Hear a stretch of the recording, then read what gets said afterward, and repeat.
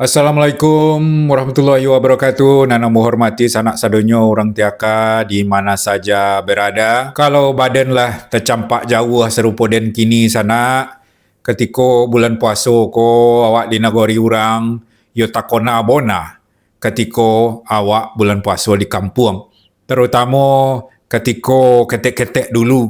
Dan dulu ketika ketek takona bona di bulan puasa ko lolok indak ada di rumah dah. Di rumah soji lolok. Sudah awak berbuka di rumah, tu langsung pergi ke masjid leh. Nantian kau tu sembahyang isya, sudah tu sembahyang isya berjamaah di masjid, tu sudah tu sembahyang tarawih, tu sudah sembahyang tarawih berko awak terdoruh leh. Mengaji Quran bersama-sama bergantian. Nak menagih dari terdoruh ke kan awak dapat memegang mic ko sana. Awak memegang mic untuk mengaji ko sesuatu bona rasa ketika itu kadang-kadang kalau agak malam mari indak suara mengaji saja oleh nak cubaan kami itu bagai-bagai nak lain nak cubaan kami itu kadang-kadang golak-golak, kadang-kadang awak bergorah atau main bau kanti. Itu kalau lari lah tengah malam lain tak ada rasa orang mendongar leh. Mulai agak bergorah je mic itu leh. Namun kini sadonyo hanya tinggal kenangan sanak sadonyo ndak ada leh masa-masa itu.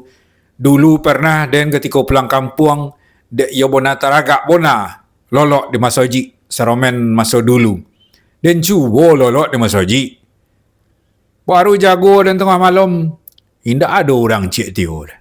Anak-anak indak ada nama mokak, orang godang indak ada. Dan seorang saya lolok di masjid. Dia ni jagoannya dan dia masuk sir. Aja terkolok je. Iyo terkolok dan tu pulang saden leh. Hari kira-kira pukul 2 baru. Jadi dia itulah dia teragak bona dan je masuk sisuk ketika awak lolok di masjid. Banyak kenangan jo kawan-kawan di masjid ketika bulan puasa. Dan cuba lolok di masjid. Kira awak seorang saja masjid ni malam-malam tu ndak ada orang lain, ndak ada seromenan dulu kira leh. Orang nak lolok di masjid tu ndak ada leh.